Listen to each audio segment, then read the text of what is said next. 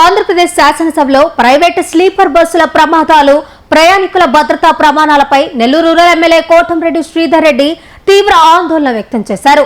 Bus బయలుదేరే ముందు కుటుంబ సభ్యులతో మాట్లాడిన వారు గంట 2 గంటల్లోనే ప్రమాదాల్లో ప్రాణాలు కోల్పోతున్న వార్తలు వినడం అత్యంత బాధాకరమని సభ దృష్టికి తీసుకువెళ్లారు. ప్రైవేటు బస్సు యాజమాన్యులు కకృతికిలోనే ఎమర్జెన్సీ ద్వారాలను కూడా మూసివేసి స్వీపర్లుగా మారుస్తున్నారని మండిపడ్డారు.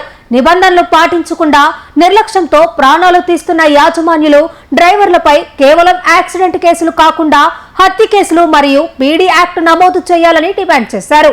అధ్యక్ష, ఈ యొక్క స్లీపర్ బస్సులు ప్రమాదాలు ఎంత ఘోరంగా తయారయ్యాయంటే, గంట ముందో 2 గంటల ముందో కుటుంబ సభ్యులు ఇంట్లో వాళ్ళకు ఫోన్ చేసి మేము వచ్చేస్తున్నాం అని చెప్తే ఆ గంట 2 గంటల్లో వాళ్ళు రాకుండా వాళ్ళు చనిపోయారని చెప్పని వార్తలు వచ్చే పరిస్థితి.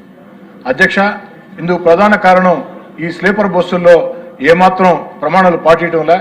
2 డ్రైవర్లు ఉండాలా, కానీ ఒక్క డ్రైవరే ఉంటున్నారు. సేఫ్టీ మెజర్మెంట్స్ ఏవి కూడా తీసుకోవటంలా, ఎక్కడా కూడా పాటించడంలా. అన్నిటికీ మించి మద్యం తాగి కొంతమంది ఆ వాహనాలు నడుపుతూ ఉన్నారు. ఆ మద్యం తాగారా లేదా అన్న టెస్టులు నిర్వహించడంలా. అదేవిధంగా ఎమర్జెన్సీ ద్వారాలు ఉండాలా. ఆఖరికి ఈ ప్రైవేట్ బస్సుల, స్లీపర్ బస్సుల యాజమాన్యాలు కక్కుర్తికి లోబడి ఆ యొక్క ఎమర్జెన్సీ గేట్లను కూడా క్లోజ్ చేసి స్లీపర్లు ఏర్పాటు చేసి అన్ని రకాల ఇబ్బందులు జరుగుతూ ఉన్నాయి. అధ్యక్ష, 10 ప్రమాదాలు జరిగితే నాకు తెలిసి దాంట్లో 1-2 ప్రమాదాలు, మిగతా ఎన్ని కూడా నిర్లక్ష్యంగా జరిగిన ప్రమాదాలు. ఆ నిర్లక్ష్యంగా జరిగినప్పుడు ఆ నిర్లక్ష్యంగా ప్రాణాలు కోల్పోతే వారి మీద ప్రమాదాల కేసు పెట్టకుండా, అంటే యాక్సిడెంట్ కేసు పెట్టకుండా హత్య కేసు పెట్టాలని, పీడీ యాక్ట్ పెట్టాలని చెప్పి నేను కోరుతూ ఉన్నా.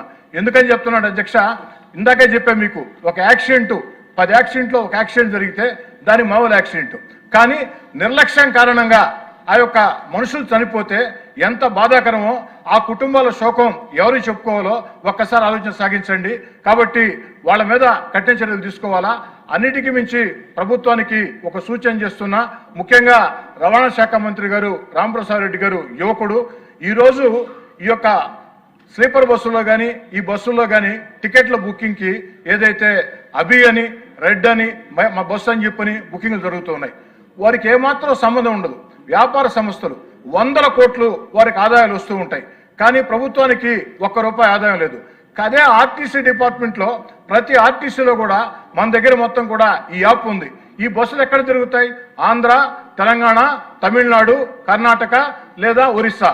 కాబట్టి ఈ రాష్ట్రాల రవాణా శాఖ మంత్రులతో మాట్లాడి అభి బస్సు, రెడ్ బస్సు బుకింగ్లు కాకుండా మొత్తం కూడా ఆర్టీసీ యాప్ ద్వారా మనమే టికెట్లు బుక్ చేసుకుంటే ప్రభుత్వానికి మేలు జరుగుతుంది.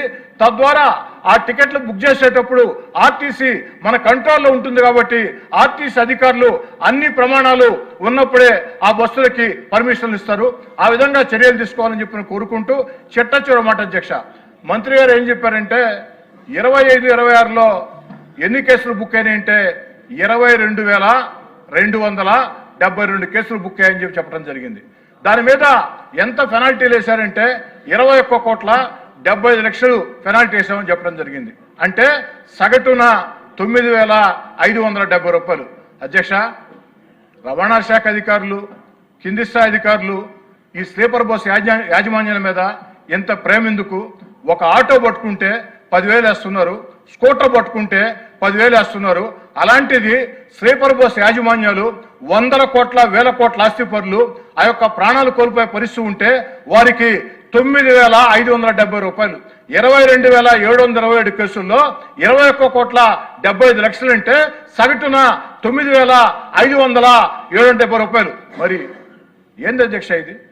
కాబట్టి మంత్రి గారు, మీరు యువకులు, మీ కింది స్థాయి అధికారులు పూర్తిగా గాడి తప్పేస్తున్నారు. వారిని కంట్రోల్లో పెట్టండి, బలంగా వారికి పెనాల్టీలు వేయండి, కఠినమైన చర్యలు తీసుకోండి. 2 డ్రైవర్లు పెట్టాల్సిందే, డ్రంక్ అండ్ డ్రైవ్ టెస్ట్ చేయాల్సిందే, ఎమర్జెన్సీ డోర్స్ ఉండాల్సిందే, సేఫ్టీ మెజర్మెంట్ పాటించాల్సిందే. అదేవిధంగా ఈ అభి, రెడ్ బుక్ల మీద మరోసారి పునరాలోచన మొత్తం కూడా చేసి, రెడ్ బస్సుల మీద పునరాలోచన చేసి, ఏదైతే అన్ని రాష్ట్రాల రవాణా శాఖ మంత్రులతో మాట్లాడి, ముఖ్యమంత్రి గారితో మాట్లాడి ఈ యొక్క బస్సుల బుకింగ్ మొత్తం కూడా ఆర్టీసీ చేపట్టినట్లయితే అన్ని రాష్ట్రాలకు కూడా మేలు జరుగుతుంది, నియంత్రణ వస్తుంది.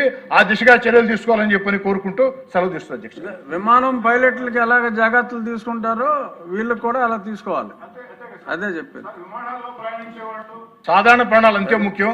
ఎంత బాధాకరం అంటే సార్, స్లీపర్ బస్సుల్లో ప్రయాణించే వాళ్ళంతా కూడా సార్ మధ్యతరగతి, దిగువ మధ్యతరగతి, పేద కుటుంబాలు సార్.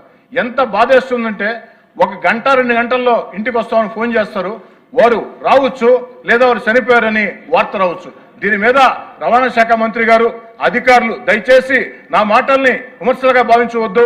మనది ప్రజాప్రభుత్వం, మంచి ప్రభుత్వం, చంద్రబాబు గారి నేతృత్వంలో ప్రజల కోసం పనిచేసే ప్రభుత్వం. కాబట్టి అధికార యంత్రాంగాన్ని అదిలించి కదిలించి ముందు కొనసాగించి ప్రజలకు మేలు చేసే చర్యలు చేపట్టాలని వినయపూర్వకంగా మంత్రి గారిని అభ్యర్థిస్తూ ఉన్నాను. గౌరవ సభ్యులు అడిగిన దానికి సమాధానం అధ్యక్ష.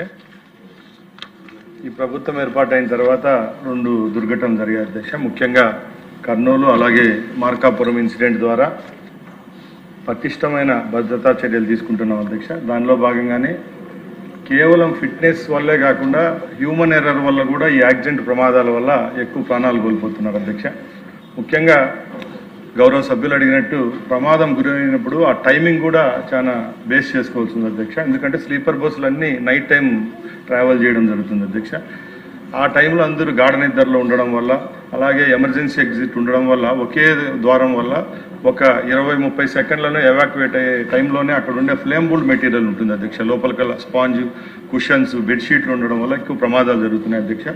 దీని మీద స్ట్రిక్ట్గా రూల్స్ తీసుకొని రావడం జరిగింది. అలాగే 2 డ్రైవర్లు అయితే గత 6 నెలలుగా చేయడం జరుగుతుంది. ఎక్కడ చెకింగ్ చేసినా కూడా ప్రతి 2 డ్రైవర్ లేని బస్సు అక్కడే సీజ్ చేయడం ఉంది అధ్యక్ష. దాని డీటెయిల్స్ కావాలంటే నేను మన గౌరవ సభ్యులకి ఇస్తాను అధ్యక్ష. అలాగే ఈ పటిష్టమైన చర్యల్లో భాగంగానే ఫిట్నెస్ అలాగే డ్రంక్ అండ్ డ్రైవ్ విషయంలో ఎక్కడ రాజీ పడేది లేదు అధ్యక్ష. ఒక 8 అవర్స్ జర్నీ మధ్యలోనే 2 దగ్గర తప్పకుండా చెకింగ్ పాయింట్ కూడా ఏర్పాటు చేయడం జరిగింది అధ్యక్ష. తప్పకుండా ఇలాంటి యాక్సిడెంట్లు జరగకుండా దీనికి పటిష్టమైన చర్యలు తీసుకునేదానికి ప్రభుత్వం అలాగే రవాణా శాఖ సిద్ధంగా ఉందని గౌరవ సభ్యులకు మీ ద్వారా తెలియజేస్తున్నాను.